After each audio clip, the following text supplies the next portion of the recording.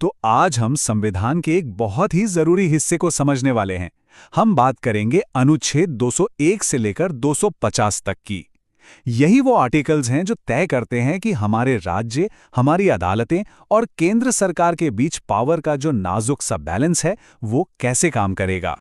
तो सवाल ये उठता है कि गवर्नेंस की इस मोटी सी रूल बुक के ये 50 आर्टिकल्स आखिर जमीन पर काम करते कैसे हैं। आज का हमारा ये सेशन इसी गुत्थी को सुलझाने के लिए है। तो चलिए शुरू करते हैं।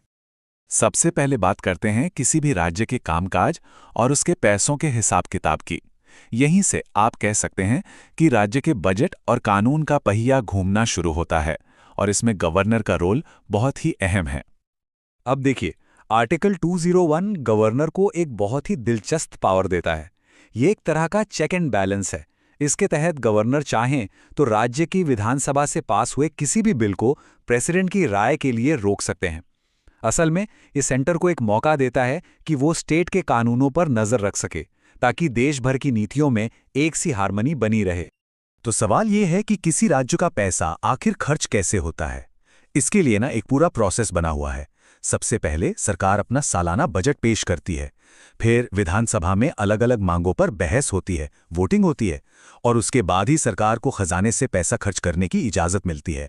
और हाँ, अगर कभी कोई इमरजेंसी आ जाए तो आर्टिकल 206 के तहत गवर्नर कुछ एडवांस फंड भी रिलीज कर सकते हैं।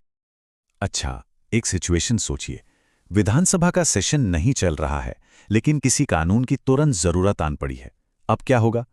यहीं पर काम आता है आर्टिकल 213। ये गवर्नर को एक खास पावर देता है कि वो एक टेम्पररी कानून यानी ऑर्डिनेंस जारी कर सकते हैं, और इसकी ताकत बिल्कुल वैसी ही होती है जैसी विधानसभा से पास हुए किसी कानून की। चलिए, अब सरकार के एक पिलर से दूसरे पर चलते हैं, यानी न्यायपालिका पर। और इसमें भी हम बात करेंगे स्टेट की सबसे बड़ी अदालत यानी हाई कोर्ट की। हमारा संविधान हाई कोर्ट्स की बुनियाद कैसे रखता है? देखिए, आर्टिकल 214 कहता है कि हर राज्य में एक हाई कोर्ट होगा। लेकिन हाँ, आर्टिकल 231 ये भी कहता है कि पार्लियामेंट चाहे तो 2 या ज्यादा राज्यों के लिए एक कॉमन हाई कोर्ट भी बना सकती है। और सबसे जरूरी बात, हाई कोर्ट का अपने नीचे की सभी अदालतों पर पूरा कंट्रोल होता है। इससे होता यह है कि पूरे राज्य में न्याय का सिस्टम एक जैसा बना रहता है। ये रिट शब्द हम सब ने कई बार सुना होगा, है ना? पर इसका मतलब क्या है? असल में आर्टिकल 226 के तहत रिट कोर्ट का एक बहुत ही पावरफुल लिखित आदेश होता है। समझिए, ये एक ऐसा कानूनी औजार है जिससे किसी भी इंसान या संस्था को कोई काम करने या फिर कोई काम करने से रोकने का ऑर्डर दिया जा सकता है।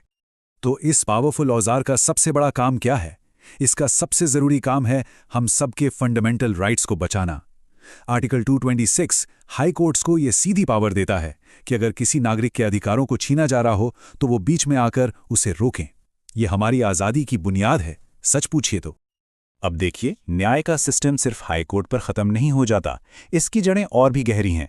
तो चलिए इस स्ट्रक्चर में थोड़ा और नीचे चलते हैं और देखते हैं कि डिस्ट्रिक्ट लेवल पर अदालतें कैसे काम करती हैं। तो यहाँ एक क्लियर हायरार्की दिखती है, मतलब कौन किसके अंडर है ये साफ है। आर्टिकल 235 के हिसाब से हाईकोर्ट का अपने नीचे की सभी अदालतों पर पूरा कंट्रोल रहता है। और एक मजेदार बात, डिस्ट्रिक्ट जजों को अपॉइंट तो गवर्नर करते हैं, पर हमेशा हाईकोर्ट से पूछकर उनकी सलाह पर। ऐसा क्यों? ताकि जजों के काम में सरकार की दखलंदाजी ना हो और न्यायपालिका आजाद रहे। चलिए, अब एक बहुत ही स्पेशल केस की बात करते हैं, दिल्ली। दिल्ली का मामला बड़ा अनोखा है ना। ये न तो पूरा स्टेट है और न ही पूरी तरह से यूनियन टेरिटरी। इसीलिए इसके लिए संविधान में कुछ खास इंतजाम करने पड़े। आर्टिकल 239 AA दिल्ली को एक स्पेशल स्टेटस देता है। मतलब यहाँ अपनी चुनी हुई सरकार भी है, अपनी विधानसभा भी है, लेकिन उनकी पावर्स थोड़ी लिमिटेड हैं। लेफ्टिनेंट गवर्नर यानी LG का रोल बहुत अहम हो जाता है। और अगर कभी ऐसा लगे कि यहाँ सरकार संविधान के हिसाब से नहीं चल पा रही, तो प्रेसिडेंट रूल भी लग सकता है। ये सेंटर और दिल्ली की लोकल सरकार के बीच पावर का एक बड़ा ही यूनिक बैलेंस है। तो अब आते हैं सबसे बड़े सवाल पर, जो भारत के फेडरल स्ट्रक्चर की जड़ है। सवाल ये कि कानून बनाने की पावर आखिर सेंटर और स्टेट्स के बीच बटी हुई कैसे है।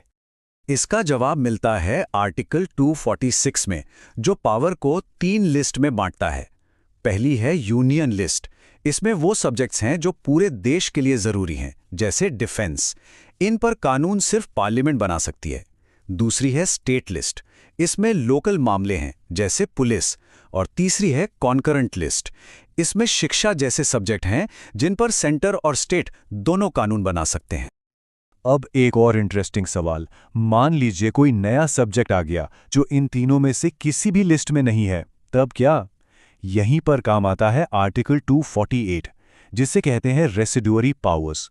और ये पावर सीधे सीधे दी गई है सेंटर को, यानी पार्लियामेंट को।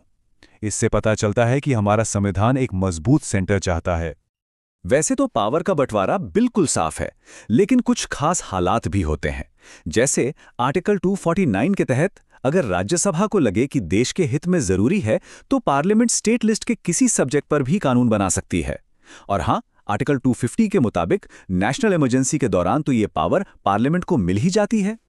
तो इन सारी बातों के बाद एक बड़ा सवाल हमारे सामने आकर खड़ा होता है। पावर का ये जो कॉम्प्लेक्स और फ्लेक्सिबल बंटवारा है, ये भारत जैसे इतने बड़े और डाइवर्स देश के फेडरल स्ट्रक्चर को असल में बैलेंस कैसे करता है?